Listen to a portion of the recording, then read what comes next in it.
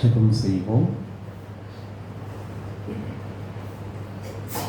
கர்த்தரை கம்பீரமாய் பாடி நம்முடைய இரட்சணிய கண்மலையை சங்கீர்த்தனம் பண்ண கடவும் வாருங்கள். துதித்தலுடனே அவர் சந்நிதிக்கு முன்பாக வந்து சங்கீதங்களால் அவரை ஆர்ப்பரித்து பாட கடவோம். அன்பின் பிரலோக பிதாவே, இந்த மன மகிழ்ச்சியான இந்த காலை வேளைக்காய் தேவனுக்கு நன்றி செலுத்துகிறோம். இந்த புதிய நாளை காணும்படி ஆண்டவர் எங்களுக்கு கிருபை செய்ததற்காய் தேவனுக்கு நன்றி செலுத்துகிறோம். இதுவரைக்கும் உமது கிருபைகள், உமது பலன், உமது பாதுகாவல் எங்களோடு கூட இருந்ததற்காகவும் இந்த புதிய நாளை காண செய்த கிருபைக்காகவும் நன்றி செலுத்துகிறோம். காலைதோறும் உமது கிருபைகள் புதிதாக இருக்கிறது. அந்த புதிய கிருபைகளினாலும் புதிய தேவ பலத்தினாலும் எங்கள் ஒவ்வொருவரையும் நிரப்புவதாக இந்த ஆராதனையிலே பரிசுத்த ஆவியானவர் பிரசன்னராயிரும். எங்கள் இருதயத்திற்கு ஏற்ற மன்னாவை தரும் எங்களோடு கூட பேசும்.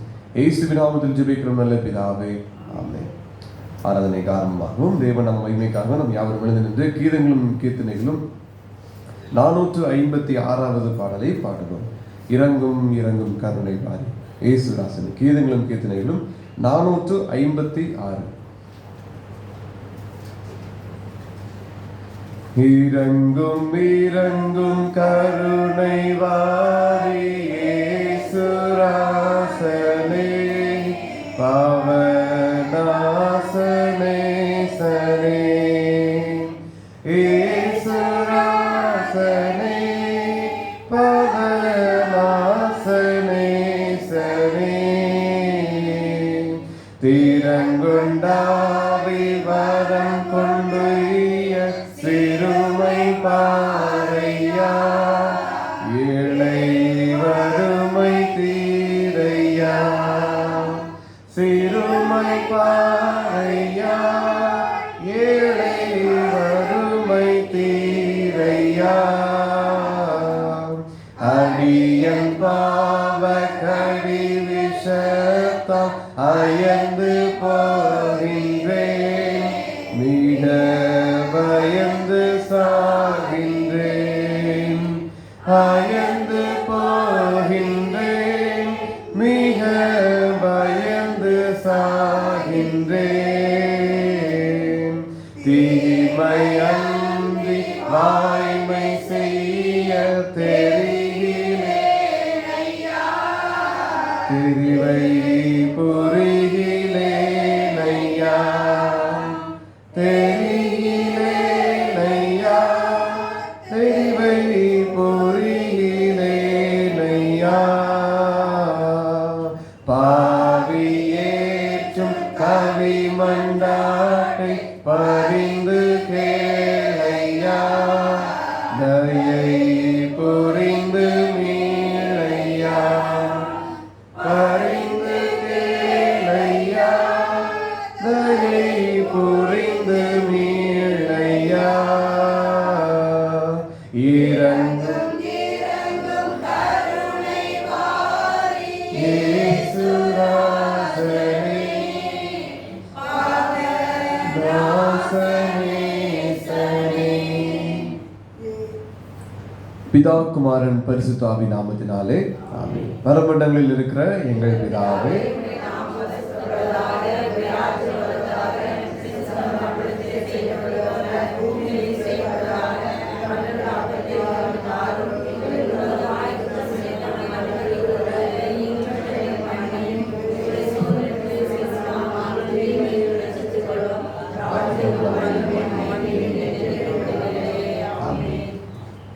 சங்கீதம் 51 முறை முறையாக வாசிப்போம். சங்கீதம் 51. தேவனே, முது கிருபையின்படி எனக்கு இறங்கும், முது மிகுந்த இரக்கங்களின்படி என் மீறுதல்கள் நீங்க என்னை சுத்திகரியும். என் மீறுதல்களை நான் அறிந்திருக்கிறேன், என் பாவம் எப்பொழுதும் எனக்கு முன்பாக நிற்கிறது.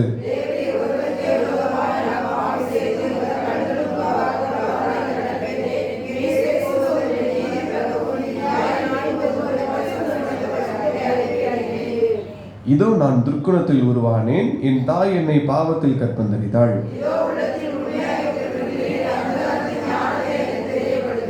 நீர் என்னை ஈசோப்பினால் சுத்திகரியும், அப்பொழுது நான் சுத்தமாவேன். என்னை கழுவி அருளும், அப்பொழுது நான் உறைந்த மழையிலும் வெண்மையாவேன்.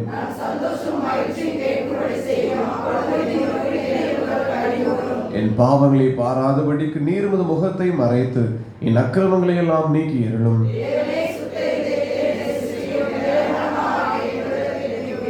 உமது சமூகத்தை விட்டு என்னை தள்ளாமலும் உமது பரிசுத்த ஆவியை என்னிடத்திலிருந்து எடுத்துக்கொள்ளாமலும் விடும்.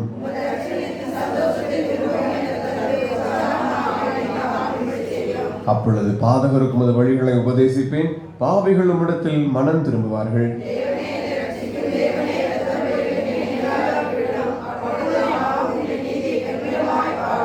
ஆண்டவரே, முதல்களை திறந்தருளும், அப்பொழுது என் வாயுமுடி புகழை அறிவிக்கும்.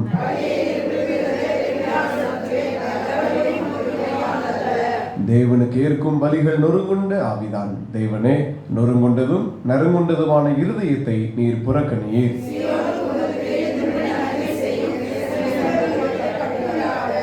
சேர்ந்து வாசிப்போம். அப்பொழுது தகுந்த பலியும் சர்வாங்க தகுந்த பலியும் ஆகிய நீதியின் பலிகளில் பிரியப்படுவே. அப்பொழுது பீடத்தின் மேல் காலைகளை வெளியிடுவார்கள். பிதாவுக்கும் குமாரனுக்கும் பரிசுத்த ஆவிக்கும் மகிமை உண்டாவதாக.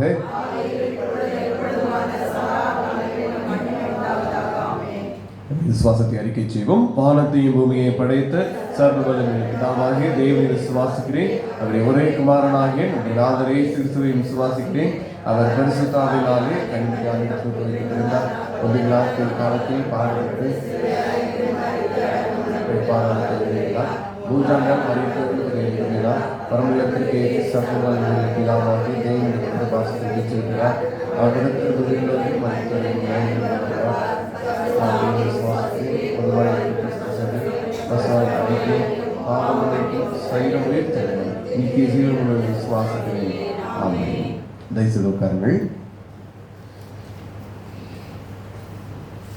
அறிவிப்பு. இன்று மதியம் 12 மணிக்கு பெண்கள் ஐக்கிய சங்க ஜெப கொள்கை திருமதி பாக்கியத்தாய் அவருடைய இல்லத்தில் வைத்து நடைபெறும். பெண்கள் ஐக்கிய சங்க ஜெப கொள்கையை தவறாது கலந்து கொள்ளும்படி ஜெபிப்பதற்காக, தியானிப்பதற்காக நீங்கள் இந்த கூடுகையில கூடி வர உங்களை அன்போடு கூட நினைவுபடுத்துகிறோம். இந்த நாளின் தியானத்திற்காக வெளிப்படுத்தின விசேஷம் 3வது அதிகாரம் 1ஆம் வசனம் முதல் 6ஆம் வசனம் வரை எழுதப்பட்ட கடிதத்தை குறித்து நாம் பார்க்க இருக்கிறோம். 5வது கடிதமாக இந்த 5வது சபைக்கு எழுதப்பட்ட காரியத்தை நாம் பார்க்கிறோம். 1ஆம் வசனம் முதல் 6ஆம் வசனம் வரைக்கும் இந்த காரியங்கள் அடங்கி இருக்கிறது. சர்தை சபைக்கு எழுதப்பட்ட ஆண்டவருடைய கடிதத்தை குறித்து, சபையை குறித்து என்ன சொல்கிறார் என்கிற காரியங்களை பார்க்க போகிறோம். ஒருவேளை எபேசு சபை கீழ்ப்பகுதி, அதிலிருந்து 30 மைல் தூரத்திலே சிமிர்னா சபை, அதிலிருந்து மலை பகுதி, அது தென்மேற்கு பகுதியிலே அங்கே திரும்பினால் அங்கே பெர்கமோ சபை, அங்கிருந்து மீண்டும் கீழே வந்தால் இந்த மலை அடிவாரத்தை தியத்தீரா பட்டணம், அதற்கு கீழ் 30 மைல் தூரத்திலே இந்த சர்தை பட்டணம். கிட்டத்தட்ட எபேசு, சிமிர்னா, பெர்கமோ, தியத்தீரா, இப்பொழுது கடைசியாக சர்தை, இந்த வடிவத்திலே கூம்பு வடிவத்திலே இந்த பகுதியில் இருக்கிறது. ஆகவே இந்த சர்தை பட்டணத்தை குறித்து நாம் பார்க்கிற பொழுது ஒரு நல்ல செல்வ செழிப்புள்ள ஒரு பகுதி. சர்தை என்கிற பகுதி ஒரு செல்வ செழிப்புள்ளதாக இருக்குது. லீதியாவுடைய தலைநகரமாக இங்கே இருக்கிறதை நாம் பார்க்கலாம். இந்த சர்தையிலே தங்கம், வெள்ளி போன்ற அநேக விலை உயர்ந்த பொருட்கள் இந்த பகுதியிலிருந்து எடுக்கப்படுகிறது. ஆனபடினாலே இங்கு நல்ல ஒரு செழிப்பான ஒரு வருமானம் உள்ள ஒரு பகுதி. கிட்டத்தட்ட 1500 அடி உயரத்தில் இருக்கிற ஒரு இந்த பகுதியாக நாம் பார்க்கலாம். ஒரு மலை பகுதி 1500 அடி உயரத்தில் இருக்கக்கூடிய ஒரு காரியம். நல்ல ஒரு செழிப்புள்ள பட்டணம். காரணம், ஆர்ட்ஸ் அண்ட் கிராஃப்ட்ஸ் என்று சொல்லப்படுகிற சில கற்கள், பல வண்ணங்களில் இருக்கிற கற்கள் இதிலே கிடைக்கும். கிரானைடைட்ஸ் போன்ற இதில் கற்கள் இதில் இந்த பகுதியிலே கிடைக்கும். தீ எரிந்து கொண்டிருக்கிற தீயை போல ஒரு கல் இருக்கும். ஃபயர் ஓப்பல் என்று சொல்வார்கள். அதை நீங்கள் பார்த்தால் தெரியும். அது ஒரு ஓவல் ஷேப் வடிவத்தில் இருக்கும். அதில் பார்க்கிற பொழுது நீங்கள் சும்மா அதில் பார்த்தால் கூட தற்செயமால் ஒரு அக்கினி எரிந்து கொண்டிருப்பது போல் அதில் அந்த வடிவம் இருக்கும். அந்த வடிவம் டிசைன் அதில் இருக்கும். அப்படி தத்துருவமாக இருக்கக்கூடிய ஒரு கல், அது இயற்கையாக இதில் கிடைக்கும். செய்யப்படுகிறதல்ல, இயற்கையாகவே இந்த பகுதியில் கிடைக்கும். இன்னும் பேண்டட் அகேட்டை என்று சொல்லப்படக்கூடிய ஒரு வித பாசி மணிகள் என்று சொல்கிற ஒரு வித கற்கள், அந்த கற்களும் விலை உயர்ந்த கற்கள் இங்கே கிடைக்கும். இன்னும் சொல்லப்படால் கல்சத்தோணி என்று சொல்லப்படுகிற ஒரு வித கற்கள், அதுவும் பல வர்ணத்தில் இருக்கும். நமக்கு என்னென்ன யோசனைகளுக்கு வேணுமோ அந்தந்த வர்ணங்களில இந்த கல் கிடைக்கும். ஆனால் செய்யப்படுவதல்ல, இயற்கையாகவே இருக்கும். வித்தியாசமான கலர்கள் இந்த பகுதியில கிடைக்கக்கூடிய கற்கள். இதில் வணிகம் செய்யப்பட்டது, வியாபாரம் செய்யப்பட்டது.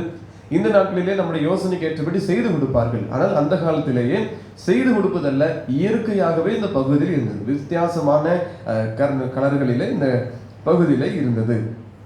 இந்த பகுதியிலே சிபிலி என்று சொல்லப்படுகிற ஒரு தெய்வத்தை குறித்து இவர்கள் வணங்கி கொண்டு வந்தார்கள்.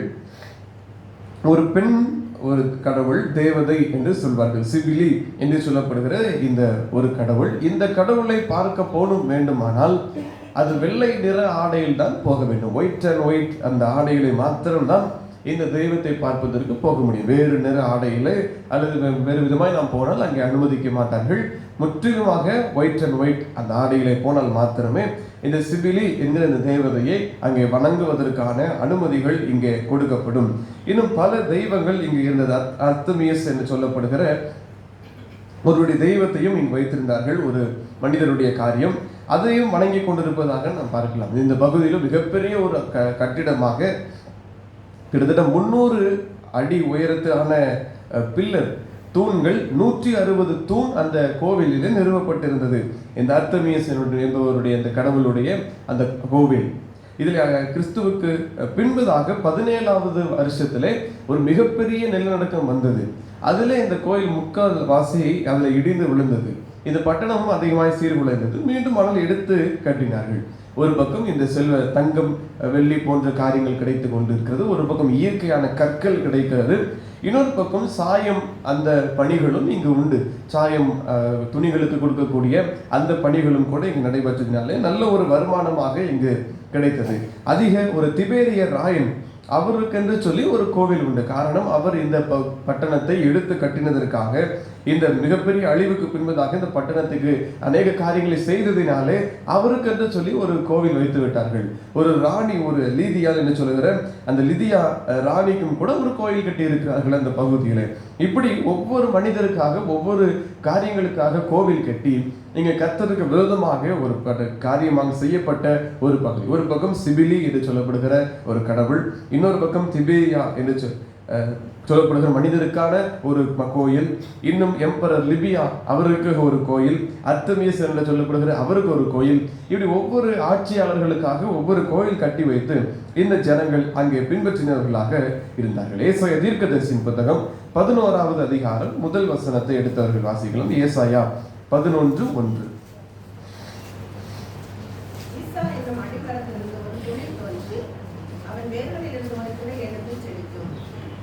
இந்த கடிதத்திற்கு எழுதப்பட்ட முதல் காரியத்திலே நாம் பார்க்கிற பொழுது இந்த காரியம் சொல்லப்பட்டிருக்கிறது. சர்தை சபையின் தூதனுக்கு நீ எழுத வேண்டியது என்னவெனில், தேவனுடைய 7 ஆவிகளையும் 7 நட்சத்திரங்களையும் உடையவர் சொல்லுகிறதாவது. 7 ஆவிகள் என்று அந்த கடிதத்தில் எழுதப்பட்டிருக்கு. அப்படி என்றால் முதலிலே 7 ஆவிகள் சொல்லப்பட்ட காரியம் இந்த பகுதி தான். ஏசாயா தீர்க்கதரிசியின் புத்தகம் 11வது அதிகாரத்திலே 2வது வசனத்தை 3ஆம் வசனத்தை வாசிப்போம்.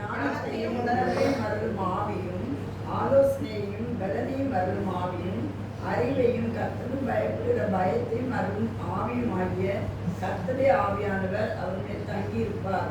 கர்த்தருக்கு பயப்படுதல் அவருக்கு உகந்த வாசனையாய் இருக்கும். அவர் தமது கண் கண்டபடி நியாயம் தீர்க்காமலும், தமது காது கேட்டபடி தீர்ப்பு செய்யாமலும், நீதியின்படி ஏழைகளை நியாயம் விசாரித்து, யதார்த்தத்தின்படி பூமியுள்ள சிறுமையானவர்களுக்கு தீர்ப்பு செய்து, பூமியை தமது வாக்கின் கோலால் அடித்து, தமது வாயின் சுவாசத்தால் துன்மார்க்கரை சங்கரிப்பார்.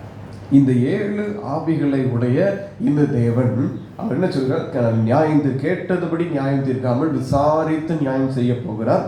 தமது வாயின் சுவாசத்தால் துன்மார்க்கரை சங்கரிப்பார் என்று பார்க்கிறோம். 7 ஆவிகளை குறித்து இந்த 2ஆம் வசனத்திலே சொல்லப்படுகிறது. கர்த்தருடைய ஆவியானவர், கர்த்தருக்கு பயப்படுகிற பயத்தை அருளுகிற ஆவியானவர், இன்னும் அறிவை கொடுக்கிறவர், அறிவை கொடுக்கிற ஆவி, ஆலோசனையை கொடுக்கிற ஆவி, பலனை கொடுக்கிற ஆவி, ஞானத்தை கொடுக்கிற ஆவி, உணர்வை கொடுக்கிற ஆவி. இப்படி 7 ஆவிகளை சொல்லிவிட்டு அது யாரை குறித்து சொல்லப்பட்டிருக்கிறது என்றால் இயேசுவை குறித்து சொல்லப்பட்டது. 1ஆம் வசனத்திலே நாம் அதை பார்க்கிறோம். ஈசா எனும் அடிமரத்திலிருந்து ஒரு துளிர் தோன்றி அதன் வேர்களில் இருந்து ஒரு கிளை எழும்பி செழிக்கும். இந்த இயேசுவை குறித்து சொல்லப்பட்ட காரியம் தன்னை குறித்து தான் இந்த வசனங்கள் அவரை குறித்து சொல்லப்படுகிறது. 3ஆம் 4ஆம் வசனத்திலே அவர் செய்ய போகிற தீர்ப்பையும் அவருடைய நியாயம் எப்படி இருக்கும் என்பதையும் சொல்லப்பட்டிருக்கிறது. அவர் துன்மார்க்கரை எப்படி சங்கரிப்பார் என்றும் அதிலே சொல்லப்பட்டிருக்கிறது. இந்த காரியத்தை தான் கடிதத்திலே முதல் காரியமாய் வருகிறது. வெளிப்படுத்தல் 3ஆம் அதிகாரத்தினுடைய முதல் வசனத்திலே தேவனுடைய 7 ஆவிகளையும் 7 நட்சத்திரங்களையும் உடையவர் சொல்லுகிறதாவது, அதாவது நியாயம் தீர்க்கிற தேவன், தீர்ப்பு செய்கிற தேவன், தன் வாயின் சுவாசத்தினால் துன்மார்க்கரை அழிக்கிற இந்த தேவன் சொல்லுகிறதாவது என்று சொல்லி இந்த கடிதம் ஆரம்பிக்கிறது. உன் கிரியைகளை அறிந்திருக்கிறேன், நீ உயிருள்ளவன் என்று பெயர் கொண்டிருந்தும் செத்தவனாய் இருக்கிறாய். முதல் எடுத்ததும் ஒவ்வொரு காரியத்திற்கும் பார்க்கிற பொழுது ஒரு கடிதத்திலே அவருடைய நற்கிரியைகள் சொல்லப்பட்டது. நீ இப்படியா இருந்தாய், நீ இந்த அளவுக்கு உண்மையா இருந்தாய், விசுவாசித்தாய், ஆகவே உனக்கு இப்படி அதை அறிந்திருக்கிறேன் என்றெல்லாம் ஒவ்வொரு பாராட்டுகள் உண்டு. இந்த கடிதத்திற்கு ஒரு பாராட்டும் கொடுக்கப்படவில்லை நேரடியாக. ஏனென்று சொன்னால் அங்கே ஏற்கனவே செத்த ஒரு சபையாக இங்கு இருந்தது. முதல் வசனத்தின் பின்பகுதியில் அதையும் பார்க்கிறோம். உயிருள்ளவன் என்று பெயர் கொண்டிருந்தும் செத்தவனாய் இருக்கிறாய். மரித்து போன ஒரு திருச்சபை, ஆராதனைகள் நடக்கிறது, ஜனங்கள் வருகிறார்கள், ஆனால் அங்கே ஆவிக்குரிய வளர்ச்சிகளும் எதுவும் இல்லை. ஒரு செத்த நிலைமையில இருக்கிறது, அல்லது ஒரு ரட்சிப்பின் அனுபவங்கள் அங்கு இல்லை. ஜனங்கள் ஆலயத்திற்குள் இன்னும் அதிகமாய் சேர்க்கப்படவில்லை. இந்த நிலைமை தான், அதே தான் இந்த மரித்த நிலைமை இங்கு குறிக்கிறது. ஆகவே செத்தவனாய் இருக்கிறாய் என்று முதலிலே சொல்கிறார். அதனாலே செத்த ஒரு சபைக்கு எந்த ஒரு பாராட்டும் இல்லை. இங்கு முதல் கடிதங்கள் எல்லாம் பார்க்கிற பொழுது அவர்கள் பாராட்டு முதலிலே சொல்வார், உன்னுடைய கிரியைகளை அறிந்திருக்கிறேன், இப்படி சாத்தான் அங்கே இருந்தாலும் நீ அதற்கு மத்தியில விசுவாசித்துக் கொண்டிருக்கிறாய், சாட்சியாய் வாழுகிறாய் என்று ஒரு பாராட்டு இருக்கும். ஆனால் இந்த கடிதத்திலே எந்த ஒரு பாராட்டும் இல்லை. காரணம், நீ உயிருள்ளவன் என்று சொல்லுகிறாய், ஆனால் ஏற்கனவே மரித்து போன நிலைமை என்றுதான் கடிதத்தில் எழுத துவங்குகிறதை பார்க்கலாம். 2ஆம் வசனத்திலே நீ விழித்து கொண்டு சாகிறதற்கு ஏதுவாய் இருக்கிறவைகளை ஸ்திரப்படுத்து, உன் கிரியைகள் தேவனுக்கு முன் நிறைவுள்ளவைகளாக நான் காணவில்லை என்று எழுதுகிறதை பார்க்கிறோம். ஆகவே நீ விழித்து கொண்டு, நீ உன்னுடைய முன்னாள் நிலைமை, மரித்து போன நிலைமையிலிருந்து நீ விழித்துகொள், நீ எழுந்திரு என்கிற காரியத்தை அங்கே சொல்லுகிறார். எபேசியர் 2ஆவது அதிகாரம் முதல் வசனத்தை வாசிப்போம். எபேசியர் 2:1. பாவங்களினாலும் மரித்தவர்களாய் இருந்த உங்களை உயிர்ப்பித்தார். அக்கிரமங்களினாலும் பாவங்களினாலும் மரித்த, அப்படி என்றால் திருச்சபை இந்த அக்கிரமங்களினாலும் பாவங்களினாலும் ஒரு மரித்த நிலைமையில் இருந்தது. ஆவிக்குரிய காரியங்களிலே எந்த ஒரு வளர்ச்சியோ அல்லது திருச்சபை வளர்ச்சிகளோ எதுவும் நடைபெறவில்லை. ஒரு பாவங்களினாலே மரித்த நிலைமையில் இருந்தார்கள். கொலோசியர் 2ஆவது அதிகாரம் 13ஆவது வசனம். கொலோசியர் 2:13. உங்கள் பாவங்களினாலேயும் உங்கள் மாம்ச விருத்த சேதனம் இல்லாமையினாலும் மரித்தவர்களாய் இருந்த உங்களையும் அவரோடு கூட உயிர்ப்பித்து அக்கிரமங்கள் எல்லாவற்றையும் உங்களுக்கு மன்னித்து நமக்கு எதிரடையாகவும் கட்டளைகளால் நமக்கு விரோதமாகவும் இருந்த கையெழுத்தை குலைத்து அதை நடுவில் இராதபடிக்கு எடுத்து சிலுவையின் மேல் ஆணி அடித்து, இந்த பாவத்தினாலே அக்கிரமத்தினாலே மரித்தவர்களாயிருந்த உங்களுக்கு எழுதுகிறதை பார்க்கிறோம். அப்படின்னால் இது செத்தவராய் இருக்கிற இந்த காரியம் எதை குறிக்கிறது? மரித்து போன பாவம் செய்து கொண்டிருக்கிற இந்த திருச்சபைக்குரிய காரியங்களை குறிக்கிறது. செத்தவன் என்பது அங்கே ரட்சிக்கப்படாத நிலைமைகளை குறிக்கிறது, மனம் திரும்பாத நிலைகளை குறிக்கிறது, பாவத்தில் இடருண்டு கிடக்கிற அந்த நிலைகளை இங்கே வசனத்திலே குறிக்கிறதை நாம் பார்க்கிறோம். ஆகவே என்ன சொல்கிறார்? நீ விழித்து கொண்டு சாவுக்கு ஏதுவாய் இருக்கிறவைகளை, இந்த பாவங்களை விட்டு நீ ஸ்திரப்படு, உன் கிரியைகள் தேவனுக்கு முன் நிறைவுள்ளதாக நான் காணப்படவில்லை. அது குறைவாய் இருக்கிறது, அது குறைவுள்ளதாக, அக்கிரமம் உள்ளதாக, வீணானதாக இருக்கிறது, அது நிறைவாய் காணப்படவில்லை. நீ விழித்து கொண்டு தேவனுக்கு முன் உன் கிரியைகளை நிறைவுள்ளதாக மாற்று என்று கடிதத்தில் எழுதுகிறார். அடுத்த வசனத்திலே, ஆகையால் நீ கேட்டு பெற்று கொண்டவைகளை நினைவு கூர்ந்து அதை கை கொண்டு மனம் திரும்பு. நீ விழித்திராவிட்டால் திருடனை போல் உன்மேல் வருவேன், நான் உன்மேல் வரும் வேளையை அறியாதிருப்பாய். நீ மனம் திரும்பு என்று எழுதுக. நேரடியாய் சொல்லுகிறார், நீ மனம் திரும்பு, நீ கேட்டு பெற்றுக்கொண்டவைகளை நினைவு கூர்ந்து அதை கை கொள். கேட்டு பெற்றுக்கொண்ட சில காரியங்களை நினைவு கூறு என்று சொல்லி அங்கே எழுதுகிறதை பாருங்க. எபேசியர் 5ஆவது அதிகாரம் 14ஆம் வசனம் முதல் நாம் வாசிப்போம். எபேசியர் அப்பொழுது கிறிஸ்து உன்னை பிரகாசிப்பார் என்று சொல்லியிருக்கிறார். ஆனபடியினாலே நீங்கள் ஞானமுள்ளவர்களைப் போல நடவாமல் ஞானமுள்ளவர்களைப் போல கவனமாய் நடந்து கொள்ள பார்த்து நாட்கள் பொல்லாதவைகளானதால் காலத்தை பிரயோஜனப்படுத்திக் கொள்ளுங்கள். ஆகையால் நீங்கள் மதியற்றவர்களாய் இராமல் கர்த்தருடைய சித்தம் என்னதென்று உணர்ந்து கொள்ளுங்கள். பாருங்கள், இந்த காரியத்தை நான் பார்க்கிற பொழுது, தூங்குகிற நீ விழித்து மரித்தோரை விட்டு எழுந்திரு, அப்பொழுது கிறிஸ்து உன்னை பிரகாசிப்பார் என்று சொல்லி இருக்கிறார். மரித்து போன நிலையில் இருக்கிற, இந்த தூங்கி கொண்டிருக்கிற நிலையில் இருக்கிற நாம் எழுந்திருக்க வேண்டும் என்று இந்த சபைக்கு எழுதப்பட்ட கடிதத்தில் முதல் சொல்லப்பட்ட முக்கிய பிரதான காரியம் அதன் சித்தவனாய் மரித்த நிலைமையில் இருக்கிற சபைக்கு எழுதுகிற காரியம் இது. நீ விழித்துகொள், நீ எழுந்திரு. இதுவரைக்கும் செய்து இடர்ந்து கிடக்கிற காரியங்கள் ஒரு பக்கம் இருக்கட்டும், வழக்கமாய் செய்து கொண்டிருக்கிற காரியங்கள் அதை விட்டு விட்டு நீ விழித்திரு. அதுக்கு அடுத்த வசனத்தை சொல்கிற, ஆனபடினால் நீங்கள் ஞானமற்றவர்களைப் போல நடவாமல் ஞானம் உள்ளவர்களைப் போல கவனமாய் நடந்து கொள்ள பார்த்து நாட்கள் பொல்லாதவைகளானதால் காலத்தை பிரயோஜனப்படுத்திக் கொள்ளுங்கள் என்று எழுதுகிறார்கள். ஞானமாய் நாம் நடந்து கொள்ள வேண்டும், மற்றவர்களைப் போல அல்ல. நமக்கு வழிகள் சொல்லப்பட்டிருக்கிறது, நடக்க வேண்டிய வழிகள் காண்பிக்கப்பட்டிருக்கிறது. பரிசுத்த ஆவியானவர் நமக்கு அதை போதிக்கிறார். ஆனபடினால் ஞானமாய் நாம் செயல்பட வேண்டும். அவரிடத்துல வழிகளை கேட்டு நாம் பெற்றுக்கொள்ள வேண்டும். நடக்க வேண்டிய வழிகளை அவரிடத்துல கேட்டால் அவர் நமக்கு போதிப்பார். அதுதான் தெய்வீக ஞானம். இந்த ஞானம் உள்ளவர்களாய் நாம் நடக்க வேண்டும், மற்றவர்களை போய் நடவாதிருங்கள் என்று எழுதுகிறார். நாட்கள் பொல்லாதவைகளாய் இருக்கிறபடினால் காலத்தை பிரயோஜனப்படுத்திக் கொள்ள வேண்டும். இன்னும் மரித்த நிலைமையில தூங்கி கொண்டிருக்கிற நிலைமையில் இராதபடிக்கு நீங்கள் எழுந்திருக்க வேண்டும். நாட்கள் பொல்லாதவைகள் ஆகி கொண்டிருக்கிறது என்று. நீங்கள் மதியற்றவர்களாக இராமல் கர்த்தருடைய சித்தம் இன்னதென்று உணர்ந்து கொள்ளுங்கள்.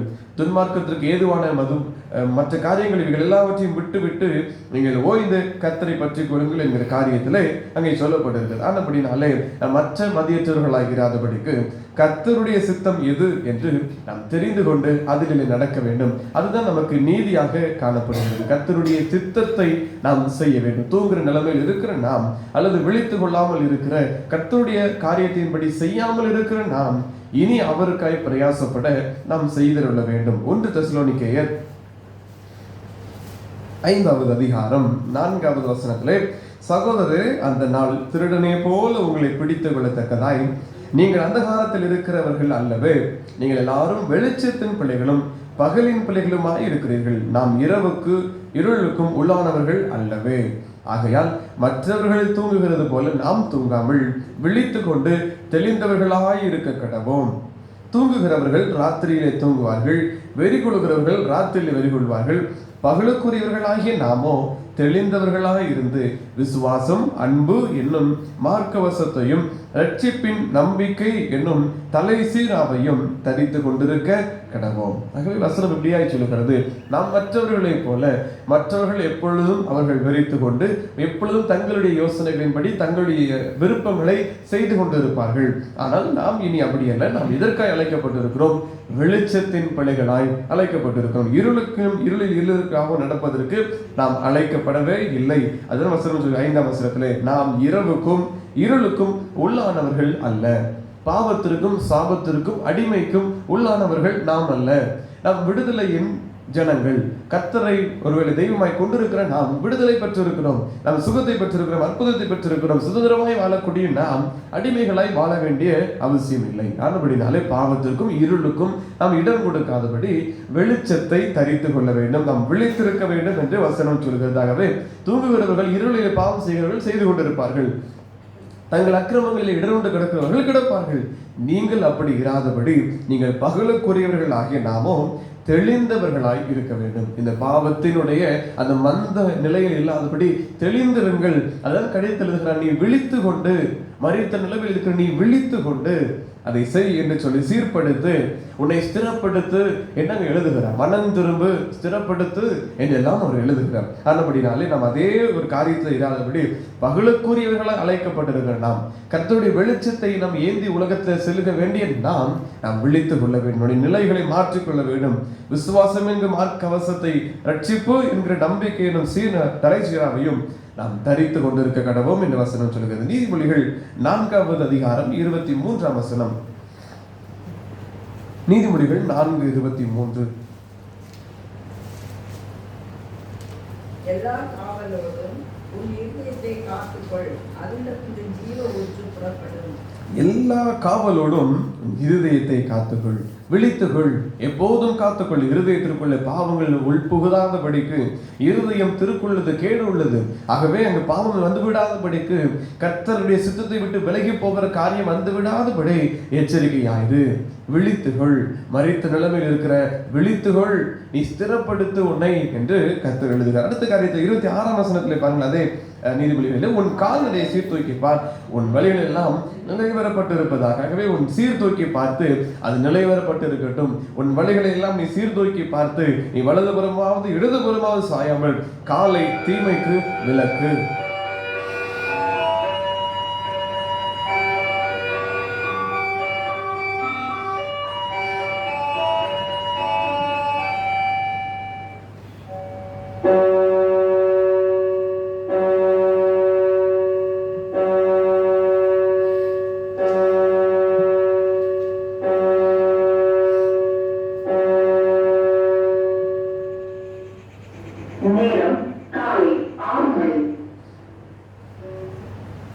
நீங்கள் கலங்காமலும் பயப்படாமலும் இருங்கள். ஏசாயா 44ஆம் அதிகாரம் 8ஆம் வசனம்.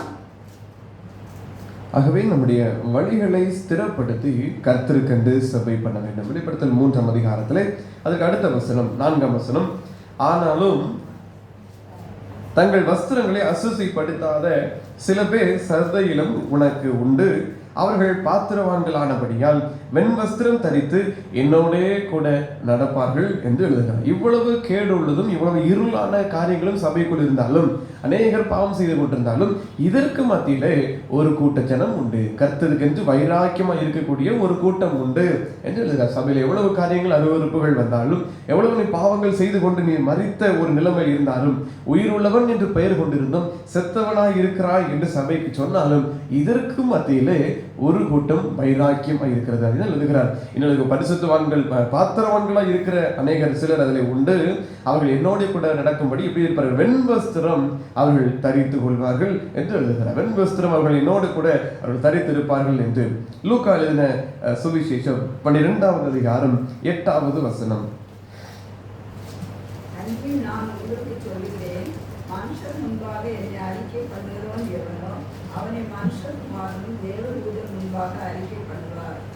ஆகவே இவ்வளவு காரியங்கள் இந்த உலகத்தின் போராட்டத்தில் வந்தாலும் கர்த்தரை பின்பற்றுவதிலையும் அவரை அறிக்கை செய்வதிலையும் நாம் விட்டு கொடுக்காது இருக்க வேண்டும். எசேக்கியேல் 14ஆவது அதிகாரம் 21ஆம் வசனத்திலே நாம் பார்க்கிறோம். எசேக்கியேல் 14:21, ஆகையால் கர்த்தராகிய ஆண்டவர் சொல்கிறது என்னவென்றால், நான் மனுஷனையும் மிருகங்களையும் நாசம் பண்ணும்படி எருசலேமுக்கு விரோதமாக பட்டயம், பஞ்சம், துஷ்ட மிருகங்கள், கொள்ளை நோய் என்னும் இந்த 4 கொடிய தண்டனைகளையும் அனுப்பும்போது எவ்வளவு அதிக சங்காரமாகும். ஆகிலும் இதோ அதிலே தப்பி மீதியாகி வெளியே கொண்டு வரப்படுகிற குமாரரும் குமாரத்திகளும் சிலர் இருப்பார்கள். இதோ அவர்கள் உங்கள் அண்டைக்கு புறப்பட்டு வருவார்கள். அப்பொழுது நீங்கள் அவர்கள் மார்க்கத்தையும் உங்கள் கிரியைகளையும் கண்டு, நான் எருசலேமின் வரப்பண்ணின தீங்கையும் அதன் மேல் நான் வரப்பண்ணின எல்லாவற்றையும் குறித்து தேற்றப்படுவீர்கள். நீங்கள் அவர்கள் மார்க்கத்தையும் அவர்கள் கிரியைகளையும் காணும்போது அவர்கள் உங்களுக்கு தேற்றவாய் இருப்பார்கள். நான் அதில் செய்த எல்லாவற்றையும் முகாந்திரம் இல்லாமல் செய்யவில்லை என்று அப்பொழுது அறிந்து கொள்வீர்கள் என்பதை கர்த்தராகிய ஆண்டவர் உரைக்கிறார். அவர்கள் எவ்வளவு போராட்டங்கள், எவ்வளவு இடர்கள் வந்திருந்தாலும் அதற்கு மத்தியிலே கர்த்தர் என்ன காரியத்தை நிறைவேற்றினார், அவர் நமக்காக எதை செய்தார் என்கிற காரியத்தை நீங்கள் அறிந்து கொள்வீர்கள். சபையில போராட்டங்களும் அநேக நிந்தைகளும் அவமானங்கள் வந்தாலும் அதையும் தாண்டி கொண்டு அதையும் எல்லாவற்றையும் ஏற்றுக்கொண்டு கர்த்தருக்கென்று விசுவாசமாய் வைராக்கியமாய் இருக்கிற ஒரு கூட்டம் உண்டு. அந்த கூட்டத்திற்கு நான் என்ன செய்கிறேன் என்பது அது தெரியும், தேவ சித்தத்தை நிறைவேற்றிக் கொண்டிருக்கிறேன் என்பது தெரியும் என்று அவர் சொல்கிறார். ரோமர் 11ஆவது அதிகாரம் 2ஆவது வசனம். ரோமர் 11:2. தேவன் தாம் முன்னறிந்து கொண்ட தம்முடைய ஜனங்களை தள்ளிவிடவில்லை. எலியாவை குறித்து சொல்லிய இடத்தில் வேதம் சொல்கிறதை அறியுங்களா? அவன் தேவனை நோக்கி, கர்த்தாவே, உம்முடைய தீர்க்கதரிசிகளை அவர்கள் கொலை செய்து உம்முடைய பலிபீடங்களை இடித்து போட்டார்கள். நான் ஒருவன் மாத்திரம் மீதியாய் இருக்கிறேன். என் பிராணனையும் வாங்க தேடுகிறார்களே என்று இஸ்ரவேலுக்கு விரோதமாய் விண்ணப்பம் பண்ணின போது. இங்கே இந்த தீர்க்கதரிசியை குறித்து நாம் அங்கே பார்க்கிறோம். எலியா சொல்லுகிறார், இப்படி எல்லாரையும் அழித்து கொண்டு இருக்கிற இந்த இயேசுவேலுடைய காரியத்திலே இன்னும் யார் மாத்திரம்தான் இருக்கிறார்? நான் ஒருவர் மாத்திரம்தான் இருக்கிறேன் என்று சொல்லி கர்த்தரத்தை சொல்லுகிறார். இங்க எல்லாரையும் அழித்து கொண்டிருக்கிறார்கள். கர்த்தரை அறிக்கை பண்ணுகிறவர்களை இங்க எல்லாரையும் அழித்து விட்டாயிற்று. இனி ஜீவன் தப்ப இருக்கிற ஒரே ஒரு மனிதன் நான் மாத்திரமே, இன்னும் உம்மை வணங்கி கொண்டிருக்கிறவன் நான் ஒருவன் மாத்திரமே என்று சொல்லி சொல்லுகிறார். கர்த்தருக்கு பதில் என்ன ஆகிறது? 4ஆம் வசனத்தை நீங்கள் பார்த்தால், ஆகாலுக்கு முன்பாக முழங்கால் படியிடாத 7000 பேரை எனக்காக மீதியாக வைத்தேன். அவன் என்ன நினைக்கிறான்? நான் ஒருத்தர் மாத்திரம் தான் இன்னும் கர்த்தருக்காக இருக்கிறேன் என்று சொல்லி. அதில் அவர் என்ன சொல்கிறார்? இன்னும் 7000 பேர் எனக்காக உண்டு என்று சொல்லி. ஒவ்வொரு சபையிலும் இப்படித்தான் அநேக போராட்டங்களும் பிரச்சனைகளும் வந்தாலும், அநேக செத்த நிலைமையில சபைகள் இருந்தாலும், அதற்கு மத்தியிலே ஆங்காங்கே ஒரு கூட்ட ஜனத்தை கர்த்தர் தமக்கென்று ஏற்படுத்தி வைத்திருக்கிறார். ஏசாயா தீர்க்கதரிசியின் புத்தகம் 64வது அதிகாரம் 6வது வசனம். ஏசாயா 64:6. நாங்கள் அனைவரும் தீட்டானவர்களைப் போல இருக்கிறோம். எங்களுடைய நீதிகள் எல்லாம் அழுக்கான கந்தையை போல இருக்கிறது.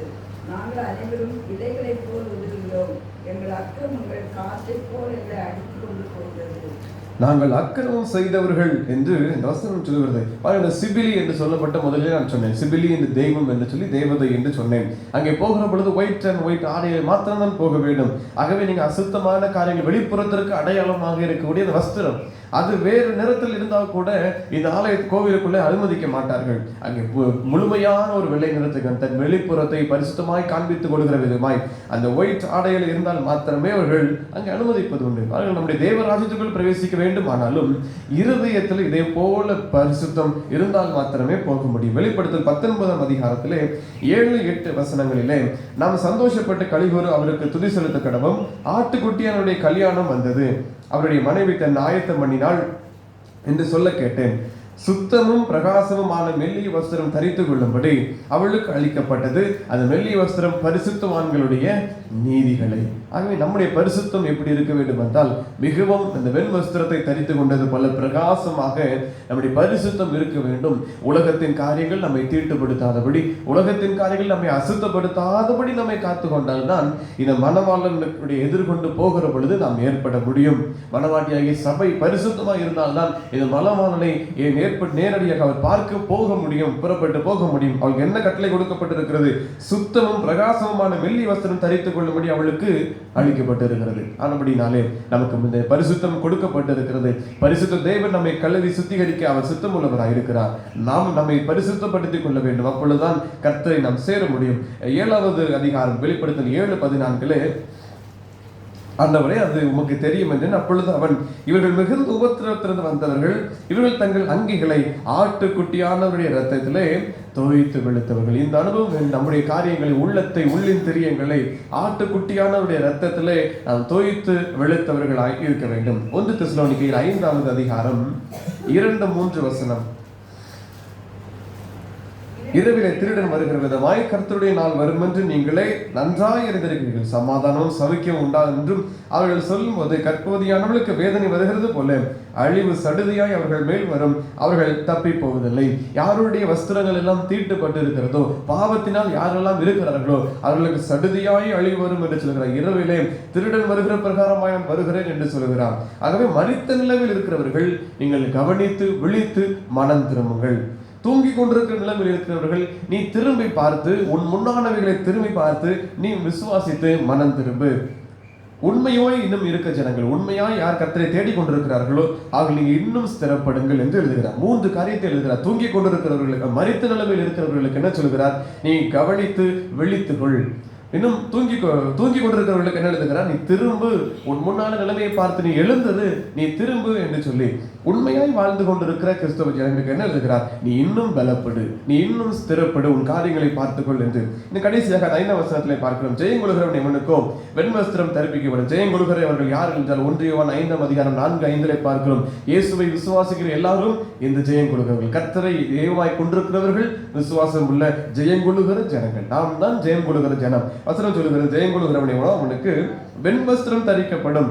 ஜீவ புஸ்தகத்திலிருந்து அவனுடைய நாமத்தை நான் கிறுக்கி போடாமல் என் பிதா முன்பாக அவர் தூதருக்கு முன்பதாகவும் அவன் நாமத்தை அறிக்கையிடுவேன் என்று சொல்லுகிறதை நாம் பார்க்கலாம். ஆனபடினாலே கர்த்தருடைய சமூகத்துல நாம் போய் இருக்கிற பொழுது அவர் நம்மை அறிக்கை பண்ணுவாராம். எதற்கு? நாம் அவரை அறிக்கை செய்தால் அவர் அறிக்கை செய்வார். ஜனங்களுக்கு முன்பதாய் நம்ம அறிக்கை செய்வார். வாசித்தார்கள் லூக்கா 12வது அதிகாரத்தில் 6ஆம் வசனத்துல, இயேசுவை யார் ஜனங்களுக்கு முன்பதாய் அறிக்கை செய்கிறார்களோ அவர்களை பிதா முன்பதாக இயேசு அறிக்கை செய்வார். ஜனங்களுக்கு முன்பதாக நாம் அவரை அறிக்கை செய்ய வெட்கப்படுவோம், ஆனால் பிதா முன்பதாக நம்முடைய நாமத்தை அறிக்கை செய்ய இயேசு வெட்கப்படுவார். ஆனபடினாலே இயேசுவை நாம் அறிவிப்பதற்கு ஒரு நாளும் வெட்கப்படக்கூடாது. அந்த வசனம் 5ஆம் வசனத்துல ஜீவ புஸ்தகத்திலிருந்து அவருடைய நாமத்தை நான் கிறுக்கி போடாமல் என்று பார்க்கிறோம். ஆனபடினால இந்த ஒவ்வொரு கிராமங்களிலே தலையாரி என்று சொல்லப்படுகிற அந்த கிராமத்தினுடைய கணக்குகளை வைத்திருப்பார்கள். அல்லது VAO 6 என்றெல்லாம் இருக்காது. அவர்களும் அந்த கிராமத்தில் இருக்கிற பட்டியல் எல்லாம் வச்சு யார் யார் எங்கு பிறந்தார்கள் என்ற காரியம் எல்லா விவரத்தையும் வைத்திருப்பார்கள். அவர்கள் ஒரு காரியத்திற்காக பெயரை அவர்கள் கிறுக்கி போடுவார்கள். 2 காரியம். 1, ஒருவர் மரித்து விட்டால் அவருடைய பெயரை கிறுக்கி போடுவார்கள். அவர் மரித்து விட்டார் என்று சொல்லி தேதியை எழுதி அந்த பெயரை இந்த ஊரிலிருந்து கிறுக்கி போடுவார்கள். 2வது காரியம், அவர் தேசத்திற்கு விரோதமாய் துரோகம் பண்ணிவிட்டால், அந்த தேசத்திற்கு விரோதமாய் ஏதாவது காரியத்தை அவர் சட்டத்திற்கு விரோதமாய் செய்துவிட்டால் அதை குறித்து விட்டு இந்த பெயரை கிறுக்கி போடுவார்கள். இவருக்கு இந்த தேசத்தினுடைய எந்த நன்மையும் கிடையாது, அவன் இந்தியன் அல்ல, அவனுக்கு கிறுக்கி போடப்படுகிறது என்று சொல்லி கிறுக்கி போட்டு விடுவார்கள். 2 காரியத்தினாலே மரித்த நிலைமையில் இருக்கிறவருடைய பெயர்கள் கிறுக்கப்படும். 2வது, அரசுக்கு விரோதமாய் சேர்பவருடைய பெயர்கள் அங்கே கிறுக்கப்படும். ஆனபடினாலே நாம் மரித்த நிலைமையில் இருக்காதபடிக்கு நம்முடைய பெயர்கள் ஜீவ புஸ்தகத்திலிருந்து கிறுக்கி போடப்படாதபடிக்கு நாம் விழித்திருக்க வேண்டும். அல்லது தேவனுக்கு விரோதமாய், தேவ ராஜ்யத்திற்கு நாம் விரோதமாய் செய்யப்படுவோம் ஆனால், பாவங்கள் செய்வோம் ஆனால், துணிகரம் கொள்வோம் ஆனால், அதற்காகவும் நம்முடைய பெயர் கிறுக்கப்படும். ஆனபடினாலே ஜீவ புஸ்தகத்திலிருந்து நம்முடைய நாமத்தை அவர் கிறுக்கி போடாதபடிக்கு நாம் விழித்திருக்கிறவர்களாக இருக்க வேண்டும்.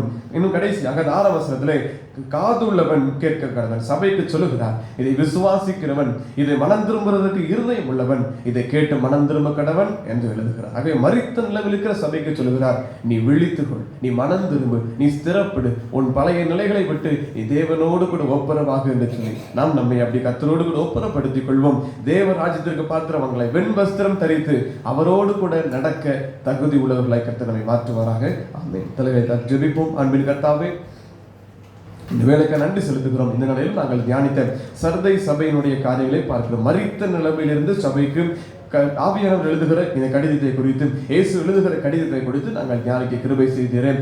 ஜனங்கள் ஒரு ஆராதனைக்கு வருகிறார்கள், எல்லாம் நடைபெறுகிறது.